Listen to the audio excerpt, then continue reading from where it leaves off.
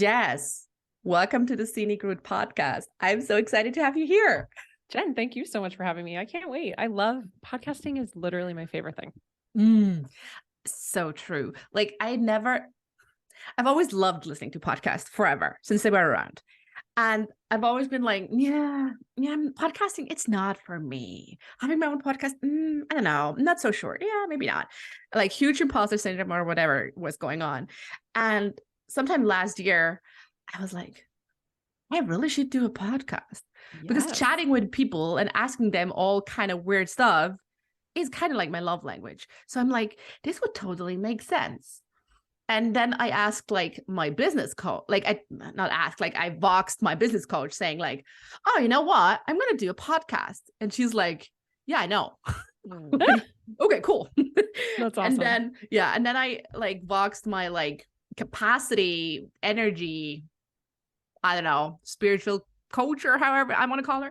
And she's like, yeah, I see that's big sacral energy for you. Yes, like podcasting. And I'm like, okay, cool. So everyone knew. So thank you for letting me know. Yeah, late to the party. Yeah, as always, like I'm not an early adopter. So, hey, Jess, I feel like we're already like smack in the middle of a cool conversation, but give us like, for anyone who's listening and doesn't know you yet, like, can you please briefly walk us through your journey, how you started, how you got where you're today? Like, what were your pivotal crossroads and big moments? Oh my gosh, I could talk forever. So buckle up. I know, the easy one at the beginning. You know, it's interesting when people read my bio, oftentimes it just sounds it's so impressive and like this overnight success that happened. And that's not the case. So we're recording this at the beginning of January 2023, which is pretty crazy, which means that I just crossed 10 years online. So nothing that you see. Congratulations. Thank you. Yeah. Nothing that you see though has happened overnight by any stretch of the imagination. It never does, right? No. And we're up on now 6 years as a full-time entrepreneur since leaving my teaching job. So I'm going to take you back for just a moment to 10 years ago. In 2012, actually, I started online coaching totally by accident. I was a full-time elementary school teacher. I was a personal trainer. I actually was a personal trainer for 18 years, but I got into the coaching space accidentally because at the time I was doing bodybuilding competitions and my coach lived in Massachusetts and I lived at the time in New Jersey, and I was paying her through email and she would send me my workout programs. And so at that time I had been a trainer for probably 12 or 13 years. And so I had this light bulb moment back in 2012 of, wow, I can email all my friends from high school and college who don't live in the same state as me, and I can offer to help train them online because they're always asking me to help train them, and I can charge they're them. asking you anyway. You're doing it anyway. Yes. Yeah. So back in 2012, I was receiving checks in the mail, like actual checks in the snail mail, $79 for a month of training with me. And I never sought out to be a business owner. Honestly, I don't come from a family of entrepreneurs. I already felt like a failure because I come from a family of doctors, lawyers, and accountants. And I was a teacher who had dropped out of my doctorate program. And there's some juiciness there, I'm sure. Okay, go on. Yeah. So I just honestly was doing it twofold. One, to fulfill a need, a gap that I felt in my heart. Like I'd get home from school at 3:25. My husband would get home from commuting to New York City at 9:00 at night. So I had a lot of time. And I felt a void. The other thing was we literally were living paycheck to paycheck, the American dream, completely house poor. And I needed to do anything that I could to make ends meet. So I was doing it for those two reasons, never thinking it was going to turn into anything. Fast forward very quickly through, 2013, 14, 15, I got into network marketing. I got into blogging. I started selling ebooks. And again, this was just a side hustle. I call it my cute side hustle. I never had a coach. I wasn't trying to be an entrepreneur or leave. I wasn't trying to leave my job. In 2016, this is really important because it was a pivotal moment. I was driving to work. It was October of 2016, and I was on Route 287 in New Jersey, driving to work, drinking my coffee, listening to a podcast. You and I both, back in the day, listening to a podcast. I know. This man was interviewing a woman, and she was a teacher. So I'm like listening. Yeah, like, okay. Yeah, similar. Okay. She was selling jewelry on Etsy. I didn't tell you I was also doing that. I actually went to fashion school. So, like what did you not do online? Like back in the day where like online businesses was like gloriously easy. Yeah. I tried it all. But never to build Nice. a business, just to keep myself busy. So after I dropped out of my doctorate, I actually went to fashion school, lived on my brother's couch in New York City for a year, did the whole like devil wears Prada thing. Poor And it was artist. awful. Yeah. It was awful. So anyways, she's selling jewelry on Etsy. Now Hmm. I'm perked up even more because I also made jewelry and sold it. And so he said to her, if you gave yourself 1 year to go all in on the jewelry company and it didn't work, what would be your worst case scenario? What would happen? And she said, Mm. well, I've been a teacher for a decade. I had been one for 8 years when I was listening. So I've been a teacher for a decade. I'll go back and get a teaching job. I might have to go to a different district, but like I know I can get a job. And Mm. his answer changed my entire life. He said, oh, how does it feel to wake up every day and live in your worst case scenario? What? How does it Ooh, feel to wake up every day and burn. already be living in your worst case scenario? So I pull the car over. This is October 2016. Yeah, I'm I would like, bawling, I need to stop and hope like Starbucks right? sells like booze, because like you need something strong after that. Right? So Holy. I'm crying. I text my husband, Mike, if I say his Mm. name again, that's who he is. Mm. And I'm like, I can't do this anymore. Teaching a 6-minute commute, living in a beautiful home, paycheck to paycheck. Like it's not my worst case scenario, but it's definitely not my best case scenario. And if Mm. I left and whatever I wanted to do didn't work, if I was just going to come back, then why wouldn't I just try? So that night I went home. We started to play with numbers. We were looking at what would it look like if we just lived off of his salary? How long could we Mhm. make it? What do we have in savings? Do we have to sell the house? And just about 6 weeks later, right after our holiday break, I walked into my principal's office, January 2nd of 2017, and I just resigned. I walked in and I resigned, and I had no plan. My cute side hustle was making like $300 a month. I did Which not is replace my nice if you income. need like an extra couple of bucks to go have dinner out, right? But Right, it's but not it sustaining wasn't you. 50,000, right? Mhm. 50,000 was my teaching salary. And so it was not replacing my income, not even close. And I had no plan. My only plan was remove your ego, check your ego, right? Because ego is our biggest overhead. It costs us the Mm. most time, energy, and money. Yep. And Jess, you might have to do things that you think you're above. I was like 32 at the time. So I was an adult. I had a mortgage. I had multiple degrees. You might Yes. have to do things that you Oh, think you're that's above. And you just need to do whatever you need to do to make ends meet. Ask for help, raise your hand, get in the room, try things. Don't be afraid to fail. Get the job that you think you're above. And that's what I did. And so when you read Mm. that I built a multiple 7-figure business in 18 months, yeah, from the day that I quit my job, but not from the Mm. 5 years I had already been teetering and toying and Yes. playing online. Yeah. Yeah. Yeah, and that's so crucial, right? Like you always hear the stories of like someone who went through, I don't know, an online course and they had this big success. And it's like, yeah, they did and it helped them, but it's also Sure. because they had something already in their backpack Yep. that was helping them Yeah. getting to that point, being able to receive whatever knowledge that was in that course and apply it and go Right. do it. Yeah. And that's completely different as when you're just like, okay, completely new, completely doing something completely else, which often, right, it's not the case, right? Like most, I don't know, most of my clients are service providers and they come, they kind of like accidentally fall into the Yes. online space, right? Like, oh, I've been writing copy forever anyway. So, and like, or I was like at an agency and I was a copywriter. So I started, hey, I could do this on my own, like that Yeah. kind of journey. So you're like, you already have so much experience in your back.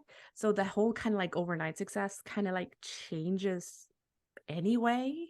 Yeah. But it's, yeah, oh my God. I'd still kind of like how like that podcast interview. Yeah, I mean, I get it. That was kind of like, pooh, Mm-hmm. okay. Kind of like not want to be like living my worst nightmare or like just not something that I'd be like, hey, okay, no. Um, But then I also love that you said, okay, you went home, you kind of like did the homework, Yep. you crunch the numbers, right? Because it's, yes, there is so much room for listening to intuition, taking the leap, whatever, following the bliss, whatever, but kind of like being smart about it. Yeah. And right, kind of like, hey, like if I want to go all in for a Sure. year, let's actually like be smart about it. Yeah. So Yeah, let me Like, look to see if I have a safety net. How can I create a mm, safety net? How big is my safety net? And I never claimed to do anything alone. I was very fortunate that my husband had a job and a salary, and yeah. we could live for a couple months off of his salary and our savings. And, we didn't want to touch our savings, but it gave us a clear picture of what would I need to do or create and how quickly would I need to do it in order for Mm, us to feel comfortable or safe. And so what we hmm. started doing, that was January of 2017, which I still had, half the school year left. At that point, we lived in New Jersey, and 2, 3, 4 times a week, I would take the train into New York City because we knew we were going to be moving to New York because that's where he worked. And for me, I was in the fitness industry, and that was where I wanted to be in the fitness Yeah. industry and really grow that business. So months ahead of time, I started taking the train into New York after an entire day of work at school. I'd be at school, I'd train 2, 3 clients after school. I'd then take the train in at 7 o'clock at night. I'd pay $40 to go take a class at some like cute little studio in New York. And then I'd take the train all the way back home by myself. It'd be 10, Mm, 11 o'clock at night. And I'd wake up at 5 in the morning to get to the gym before I went back to work. And so I sort of put in the work, building relationships, showing my face, meeting people. And so when yeah. we finally moved into New York a couple months later, the whole fitness industry, they thought I lived there. They had no idea that I had been like commuting in and testing Oh my places. God. Yeah. Yeah, I had job offers left and right, not because I'm amazing. I had job offers because I was putting myself in the room and making myself known Yeah. And you show because we commitment checked the to the cause. finances. Yeah, Mm, but we checked to see like what does this look like? And mm. I'm not going to just sit behind the computer all day and try to launch programs. I'm going to have to pick up some shifts at a gym or train clients and get in person and network and meet people and make money. And so that's what we did. Yeah. And that's another thing I like. Oh, I'm so happy you say that, right? Like, we tend to, I don't know, or I see so many people kind of like tending to, oh, okay, I'm gonna do a course. Like, I have Mhm. knowledge, I want to do a course. Yes, brilliant. Like, nothing against that. But I often get the impression when talking to them that they kind of see this course as like a band-aid of like not showing up, right? Yeah. Like, Or like a ticket because to freedom. yes, a ticket to freedom, or like, oh, okay, I can do this course, I can run ads, I can do like, as if they're kind of like hiding behind Yeah. it. Mhm. And it's not really working that way, does No, it it? doesn't work that way. No, it doesn't work that way at all. It's one of the biggest mistakes I see new coaches and online Mm, entrepreneurs make is that they slap together a course. First mm, of all, they make it before they sell it, which is the number one mistake. You should not be creating anything if you haven't sold it. You should sell it first and then go make it, which we can talk about. But yes. okay, so we'll come back to that. But also just creating a course and then thinking that it's just going to magically sell living on your website that no one actually goes to, or putting a ton of ad money behind it like you're Yes. saying, when you don't actually have proof of concept Mm, or client results or clout yes. or authority. And so now you're running ads to really kind of a dead space. And then you blame the ads and say that ads don't Yeah, they're work, which is not true. underperforming. Underperforming, you might have the wrong audience dialed in. You might have the wrong messaging. You might have the wrong transformation, the wrong price point. So there's Yes. so many things that you could be missing, Yeah. where I am a huge advocate for live coaching, at least at the beginning of any program that you put together. So I'm a veteran in the industry, right? 10 years. I still will not put a program out without running it live first. So if I want it to be Mm, an evergreen course, I'm still going to bring a coaching component in for the first round or 2 or 5 or mm, 8, because I need that client feedback. I want to be in the weeds with them, having yeah. conversations. What's working? What's not? What do you need from me? How can I better message this? How can I better launch and market this? And let me collect the testimonials and the data and the Yeah, I mean, it's feedback. free market, it's It's paid free market market. research, Yeah, right? they're actually Like, I mean, paying you. exactly. Like, Yeah. that's the beauty of, if you're Mhm. doing like even if it's just a small beta or whatever, and Yep. they just paying you a couple of bucks, right? Instead of Yep. like the full final VIP Yep. price, whatever. It's paid marketing. So if Mhm. you're leaving that out, you're just doing your course into the void, and you have no Yeah. idea Yeah. what's actually happening, if people are taking the course, if what people are doing with it, and so on. Yeah. Hey, before we kind of like, I absolutely want to talk about like the don't sell before you, like, don't make it before you sell it, Yes. or the other way around. But but before, like, and I circling back, you've mentioned such an important point, and it's kind of like where also we have our ego coming in, right? Like, when we start out, usually like, because we know, as I've said, like we are great at writing copy, and then we're like, oh, okay, I'm gonna do this as a business. And then even like, oh, I can do a course on how to write your like about page. Yes, you can do all those things, but it's, as you said, you don't like, it's, you have to be willing to do things that you feel are below you. Yeah. Because you are, I don't know, a certain age, or you have a Mm-hmm. PhD, or you have a doctorate, whatever it Mm-hmm. is. Like, But aren't those the how? best leaders? I mean, when you think about like true leadership, like my brain just went to like military for some reason. When you think Mm, of true leadership, a captain, a sergeant, a whomever, someone steering a boat, a captain, like what yeah, do? They jump in and they do the things that maybe are below them, right? I'm supposed to be flying the plane, but when something is going awry, I might have to jump in and now yeah, help out with something else that I wouldn't normally do. yeah, That's leadership. yeah, That's true leadership. absolutely. Yeah. And similar, I mean, if someone is like a really like um wolf nerd, they might call me out, but I once read that if like a pack of wolf travels, like the leader of the pack is actually the last wolf walking. Sure. Because Leaders they eat kind of, last. exactly, Simon Sinek wrote that book. yeah, Yeah, same exactly, thing. so they're kind of like moving past, you see, there's no one left behind, Yep. that if there's anything coming up, they're clearing the way, right? Hmm. Like, I love that. How? So we already said our own worst enemy is our ego most Yes. of the times. So how can we bring our ego to either quieten up for long enough for us to do the things that we Yeah. feel are below us, or how can we shift the script? How can we flip it? Hmm. Yeah. Ego is funny. We could talk about this a lot. So there's a lot of different variations of ego, and it's not bad. There's no good or bad. There's no No, such thing no. as good or It has bad. a place, it has a purpose. Absolutely. And most of the time it's just trying to keep us alive because that's its job is to keep us Yeah. safe and to keep us alive. So what we want to do is we really want to lean into building the relationship with our ego. We want to fall in love with our ego. Mm, We want our ego to be our best friend so that we can quickly discern why she or he is showing up in that moment. Like, are you here to protect and serve and save me for something that's dangerous?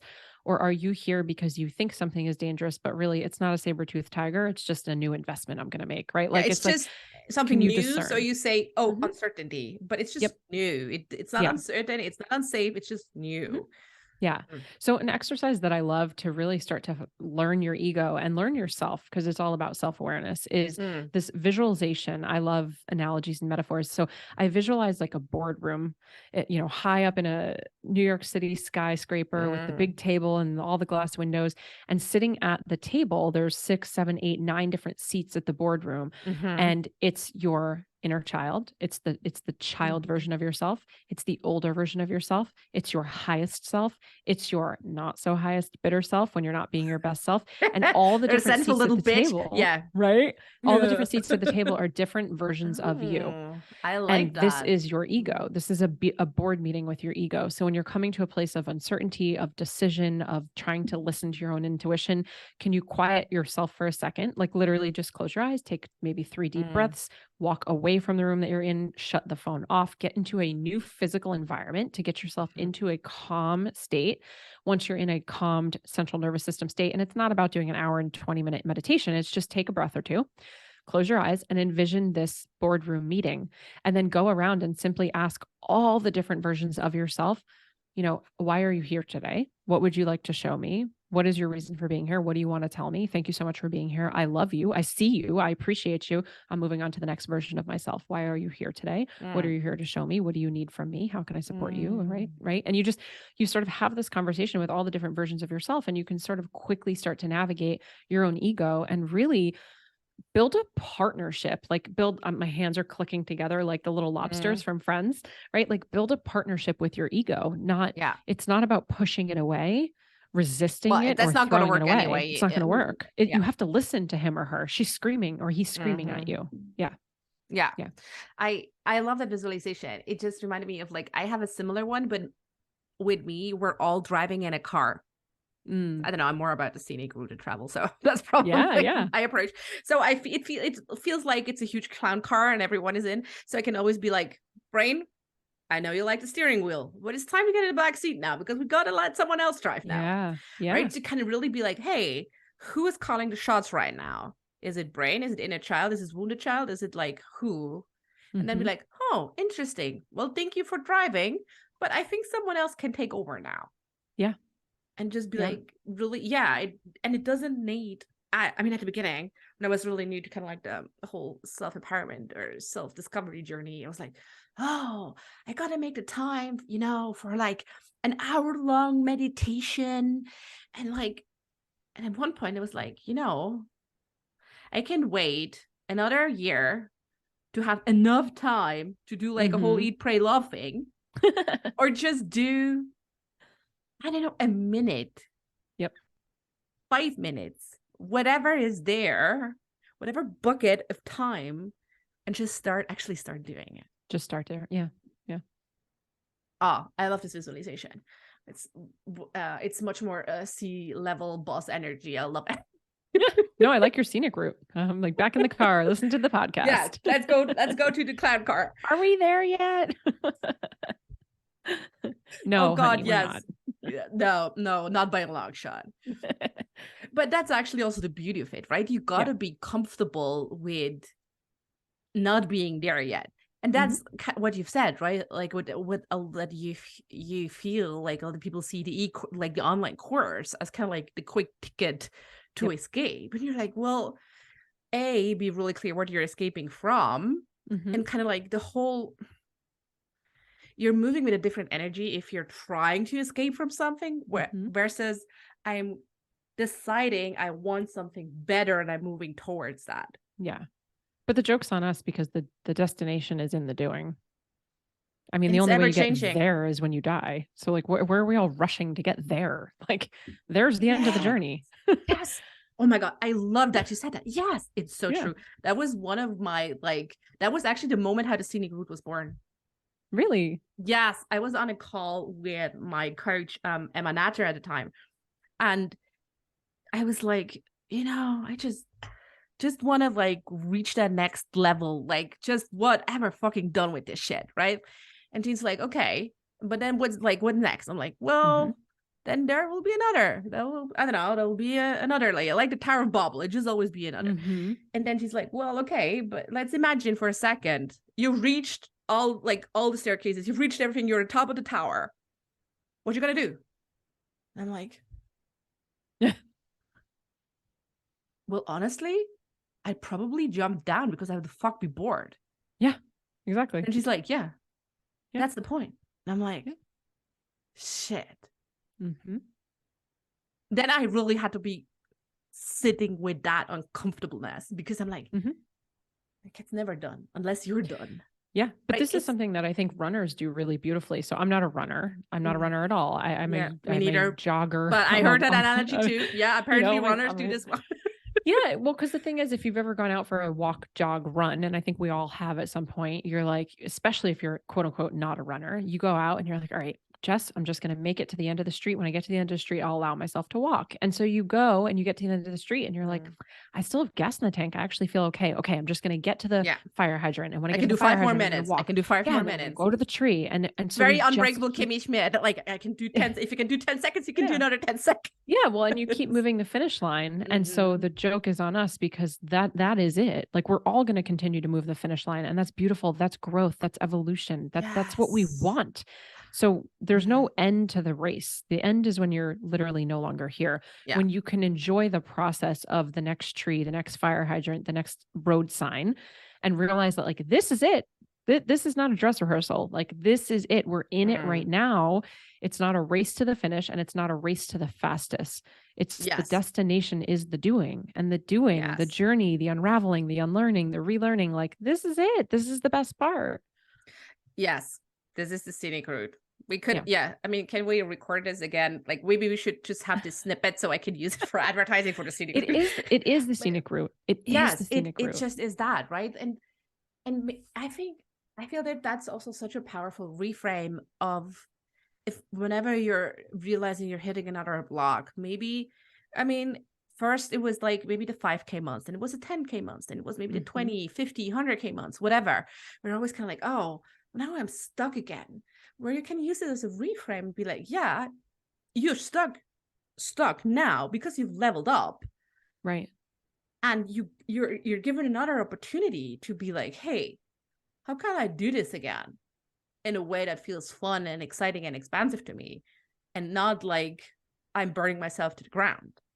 But this is literally the name of the show. It's like you're taking the scenic route, and then all of a sudden you hit a roadblock because a tree has fallen down and you can no longer go that way. So you don't just quit. You don't just sit in the car and turn it off and like sulk. You're like, okay, well, we're going to go a different way. And Yeah. hopefully the navigation will help me because I'm just going to turn down this street and I hopefully find it. And the next thing you know, you end up going down a street that you wouldn't have gone down. You see something even more beautiful. And there's a store that you wanted to stop at that you didn't know you wanted to stop there. Right. And so it's like when you come up against that upper limit, when the tree falls down, when it starts raining, when the scenic route all of a sudden turns into and you have no more gas in the tank. And you just figure it out and you go somewhere else, and then it takes you on a different journey. Yes. And it's also like, you just gotta be willing to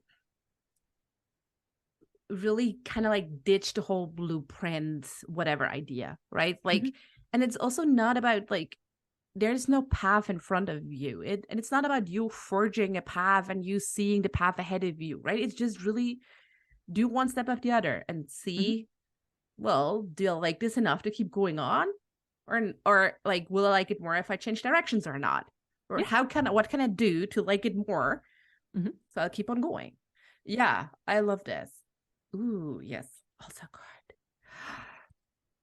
Okay, but I want to come back, and I feel I already hear like all coaches listening in screaming like, "Can we talk about the cell before you have it?" Sure.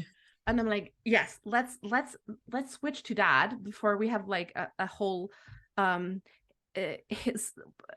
like song of worship dedicated to the scenic route.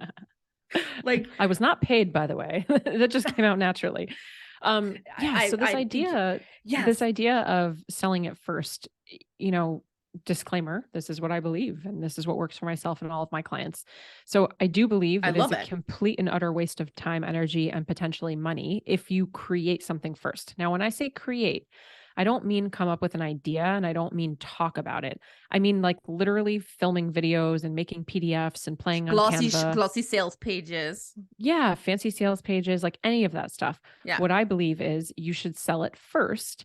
And when people pay you, then you start to create it. So what do you need in order to sell it first? Number one, the understanding that this is not bad, wrong, or manipulative. This is Kickstarter. This is Kickstarter. This is Indiegogo. This is literally you saying, I have an idea. It's going to yield this transformation. It's going to help you in these ways. This is who it would be for. This is who it would not be for. If you're interested, pay me. Yeah. When you pay me, it tells me that there's market demand. It tells me that you want what I have. It tells me that I have nailed the messaging of it. Once you've paid me, I'm going to go rush and I'm going to hustle and I'm going to get my booty to work and I'm going to start creating the assets, the deliverables, and those little shiny things that feel like the most important part, but they're not the most important part. No, I mean, seriously, no one is buying your course because you add another bonus. No, they're not. And most of us don't add bonuses the right way anyway. For the record, side note, bonuses should be handling an objection or creating a transformation to get someone ready to buy the thing that they want, that you want them to buy. A bonus should not just be some having them weird ready thing for in the the arsenal. next step in a client journey. Yeah, exactly. Yeah. It shouldn't just be some like thing that you have collecting digital dust from 4 years ago. I have this boilerplate laying around. Maybe throw this into. Yes, that's not going to work. No, we're working with smart people and they'll see through your bullshit. But this is so true, right? Like, I know I've invested in similar ways, right? Like, I remember back, I jumped into a program with a business coach because she sent me a link to a Google Doc. And it was like really like just a Google Doc and the fonts were all wanky. And I'm like, the brand expert in me is dying a little bit, but I know, but it's such permission. Let's hang on for a second. And then she had me, right? Like, it was just really like, yeah, as you said, like, this is the idea. I don't really yet know in what form the deliverables will show up, but like, this is the first time I've run this. Are you with me? Cool. If not, you're happy to join in a year or two when it's all like shiny and glittery. But totally. And you can always do like, she had like a pricing incentive because it was the first round and she figured everything out, which is great. But I mean, she had money in the bank. Whereas if she would have done a glossy sales page, got a Right. copywriter, got a designer, got whatever, she might have not.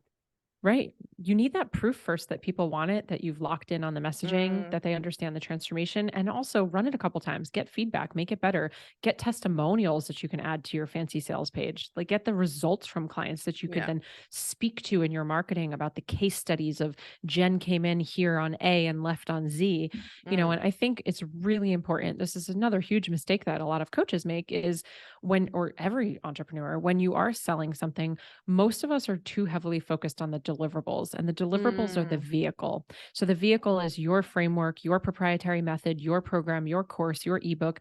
We're selling the vehicle rather than the mm. destination or the island. So if we again go to a visual and I call you up and I say, Jen, do you want to go to Greece with me? It's going to be amazing. We're going to pack our suitcases. We're going to go to the airport. We're going to wait. We're going to go online. We're going to check our bags. We're going to sit at the gate for 45 minutes. We're going to take a 7-hour flight. Oh God, it's going to be incredible. Are you in? You're like, I, I mean, Greece Wait, sounds what? cool, but like maybe.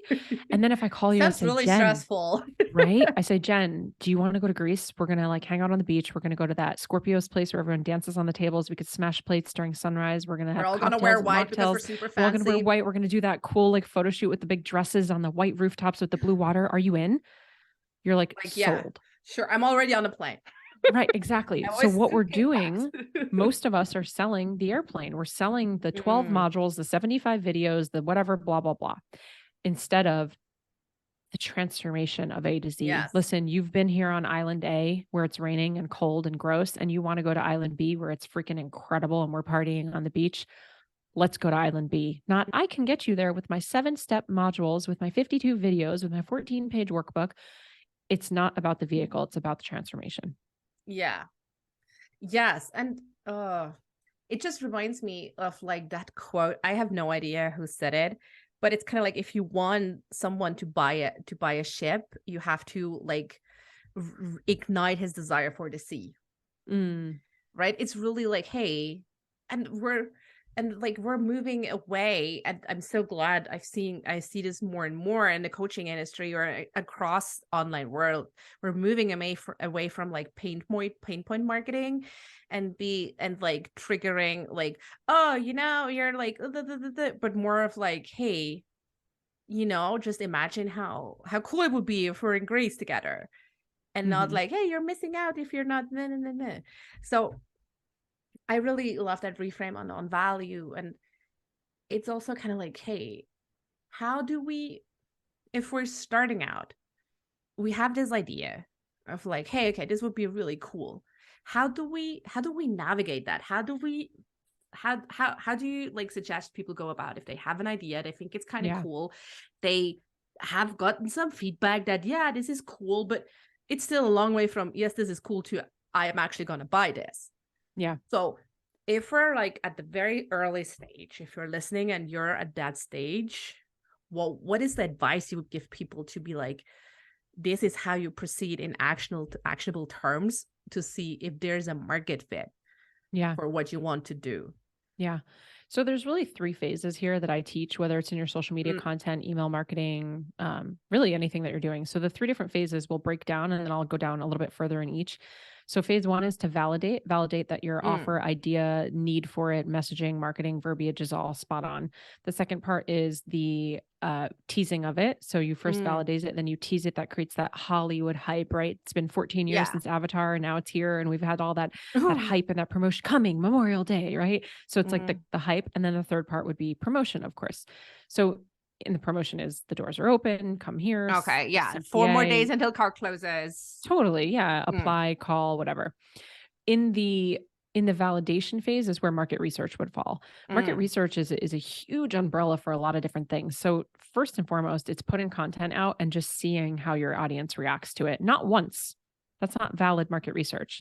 Like dozens of times in dozens of ways, short form, long form, reels, Yeah. carousels, hard posts, TikTok posts, Facebook posts, like you have to test the waters and get a really good sample size. So putting out content and asking at the end of it, the CTA, it's like, if I were to do a training on this, is that something you'd be interested? Comment yes below. Yeah, that's a good I'm CTA.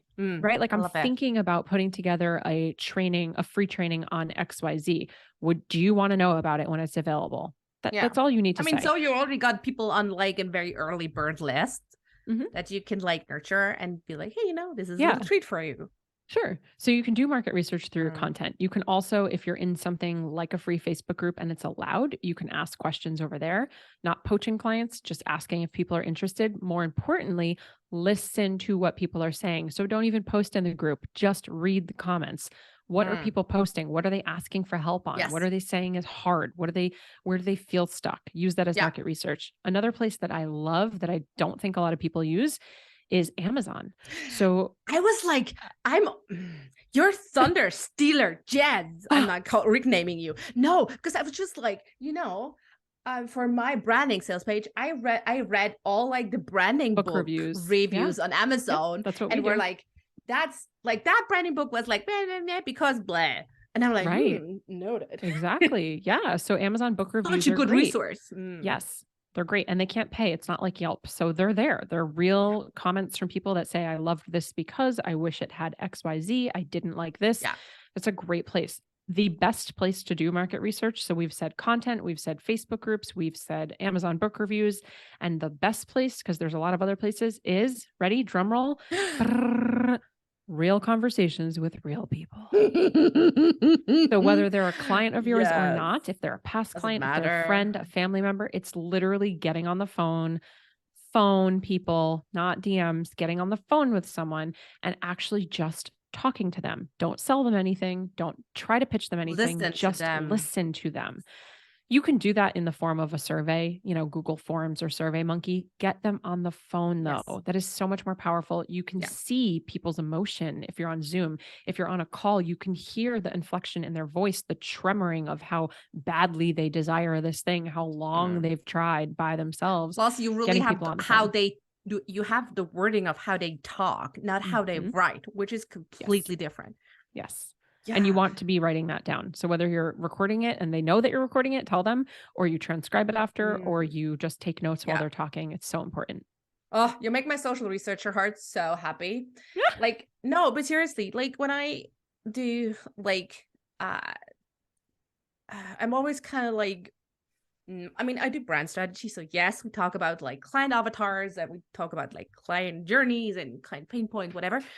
And I'm always kind of like, look, there is merit in those exercises if they're not desktop research in your head projecting onto other people exercises. When you're actually doing the legwork of talking to those people. Absolutely. And maybe you do it if you're doing conversations, do 5 to 7. That's totally cool if you're going for something qualitative, like qualitative research. If you have conversations, 5 to 7 is perfect. And then also, as what you said at the beginning, if you're doing different posts, you got to do them more than once. Yeah. Yes. And polls and quizzes. We can use all the feature boxes and something like Instagram. You can have all that stuff, but also not screenshot the results. Yes. Don't just put up a poll and then like forget about the answers. Like screenshot them, put them in a photo album called market research, and then circle back when you need to see what those people said. Yeah. And like also don't change. And that's what I often see is like, don't change all the variables in one go, right? Like maybe test the same message on all different channels. So you see if it's channel issue or a messaging issue. Yep. Like, and just kind of like see. So that way, what worked and what didn't. Otherwise, you just know something worked, something didn't. So, and just like to kind of like, like put the final nail into the coffin of like how many times you should do this. To reach statistical significance, you need to do it at least 1,000 times. So that's that. No one does it 1,000 times, which is cool, but just, just like to have the nail in the coffin. If anyone asks like, how many times do we have to do this? It's at least 1,000 times. So there you go. So more than 2. So phase 2. Yes. Okay. So that was all part of validating. And really what we skipped over here is really validating that the offer and your messaging has locked in, because most of us are teaching things that we once went through. So most of us are future versions of our ideal client, AKA we were our past client at some point. As the gap gets bigger, the way that you speak about it, that gap gets bigger too. And so what you think they need is not necessarily what they need, or how you speak about what they need is different than how they spoke about it back And what then. they And I'll think give they you an need example. is, Yeah. or what they think they want, or what they think Sure. they need is not necessarily what they need. So it's, Yeah. So we work with a lot of health and fitness professionals, Mhm. and a lot of times they'll use industry jargon, like they'll talk about Ooh. macros or they'll talk about functional training. And you have to remember, if you are talking to the past version of you a year ago, 5 years ago, 120 pounds ago, before Would that bodybuilding term competitions, make any sense it wouldn't make any whatsoever? sense. At that time, you wanted to lose weight. You wanted to build muscle. It Get was up very the simple. stairs, like You wanted to be there for consistently your get to the grandchildren, gym. whatever it is, right? Exactly. So they're not worried about macros. They don't even know what macros are. Macros are intimidating. It's just, I don't want to diet. I don't want to diet. That's what they're saying. I don't want to diet, right? Like I've Yeah. fallen off every diet. So really doing the research again and validating that the way that you're Mm. speaking about it has locked in on how they speak. Second grade reading level, like bring it all the way down. So phase 2 is the teasing phase, excuse me. And during the teasing phase, you're letting them know that you're now actually working on the thing that you said that you were thinking about working on when they said that they were interested in it. So this could literally be you filming, screenshotting, and boomeranging, you working on the back end of Yes. it. Maybe you're working on Canva. It's really important when you're doing this to get them to buy in, to have skin in the game. So if you are doing something like creating an image on Canva, allow your audience to vote on the color or the font or the picture. Now, based on what they vote on, Co-creation. you don't have to choose what they voted on, but them doing that, number one, is a micro commitment from them because they're already committing to being involved and they're pushing a button. So you're getting them to take action. And then number two, when you do get to the promotion phase, whether they're actually interested in purchasing it or not, they're interested to see ego. Hello, did she or he pick what Did I she wanted? choose the color I said? Exactly. Yes. So there's buy-in. So during the tease phase, you're letting them know that it's coming, you're working on it, you're telling them a little bit more of the details, It's just maybe basically who you're it's for. documenting what you're doing, right? Mhm. Like I see people overcomplicating this all the time where they're like, oh, I don't know what I should like. I don't know what should I put out on like on social media. It's actually just that, just document Yes. what you're doing. And as it gets closer, the teasing becomes more detailed. So again, going to Hollywood, if you think about back in 1997, right? Christmas of 1997, we saw the Titanic cruising down the ocean, and all of a sudden the screen went black, and then Jack was on a door with Kate Winslet, I forgot her name, Rose, and then it just went blank and it said Titanic coming May of 1997. But then over the next couple months, the trailer got longer. We saw more details. Now Leonardo DiCaprio's dancing in the basement of the Titanic. I'm obviously aging myself here. As it got closer, now all the main characters are on all the different talk shows, and all of a sudden they're getting interviewed by Oprah and Ellen and this one. And so what once was just like the name of the movie, now it's a 3-minute trailer. And now we're seeing the actors and actresses. And now we're learning more about the costumes and the idea of what's going on in the film until the day that it finally comes out. By the time that it comes out in May, and they first told us about it 6 months earlier, you kind of know everything, but now you're dying to go see the movie because you need to know how it ends. And the funny thing is, something like that, it's literally history. So you don't have to see the movie to see how it ended, but we're so bought in. We're so emotionally invested in all these people we have met, right? We just want to be like, oh, what's going to happen to her? What's going to happen to him? Like, but we didn't meet the people on the first trailer. Yeah. It was just like, boom, Titanic, 1997. So that's the teasing. And then the third and final is promotion. And this is the place where most people just go directly to. They go right to the sale without warming up the oven, right? They go right to the asking for the just date without buying you a drink. The frozen lasagna into the oven and like, we'll see. Yep. So we want to make sure during the promotion phase, we're not just skipping ahead without the validating and the teasing, but we're actually doing our due diligence. We're taking the time. It's a slow play. And then when we get into promotion, this is where you can have fun with, do you want to have bonuses? Is there urgency? Are you creating any sort of FOMO or scarcity? Are there discounts? Is there a launch vehicle? Are you using something like a master class or a webinar or a challenge to launch the thing? How long are doors open? How quickly do they close? All of that gets played with in the promotion phase. Yeah. Oh, thank you so much for breaking that down. That is super, super incredible, valuable. I'm now curious though. Like we had the Hollywood example with the Titanic, and I love it because it's really visual, and you're like, yeah, everyone has seen the first trailer and then the last trailer. You're like, wow.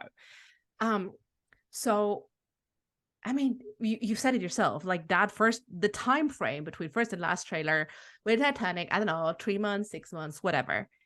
That's not our coaching, like our launching window in the online sphere. It can be. Usually. It can be, It yeah. depends what you're launching.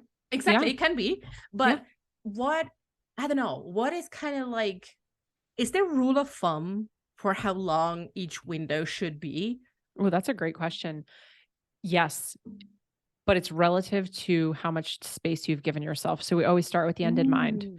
So starting with the end in mind and reverse engineering, if a program is going to start on a certain date or doors are going to close on a certain date, and you know you want that the doors to be open for 5 days, you start with the day that they close, you back out 5 days, that tells you when they're open. From there, are you doing a launch vehicle, a conversion event like a masterclass? If so, what date is that? Then back out from there. How many days do you want to promote it? So if it's a free event, maybe you only promote it for a week, because anything longer than that, people probably will forget about it because it's free. So then you back out a week from that.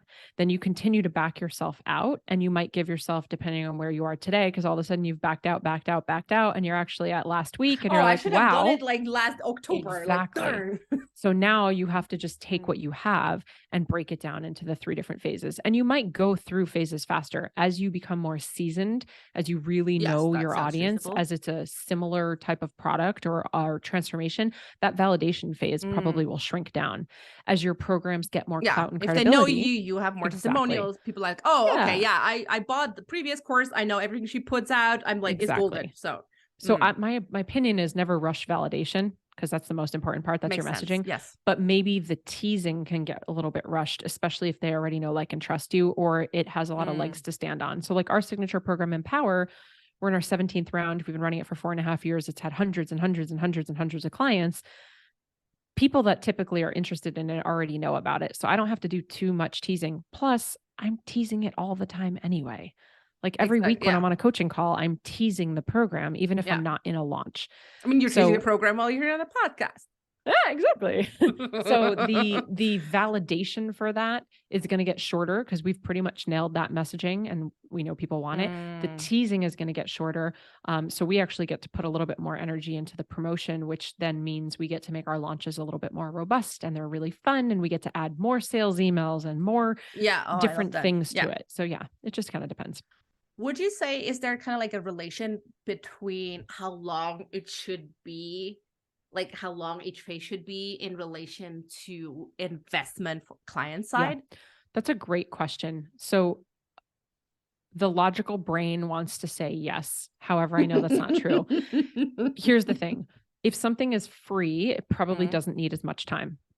That just is true. They don't need as much runway when something's free. I mean, how many times have we come across something free that we didn't even know we were interested in, that we sign up for anyway, because we're like, it's free. So you don't really need a lot of runway for free. But that does not mean that the bigger the investment needs a bigger runway.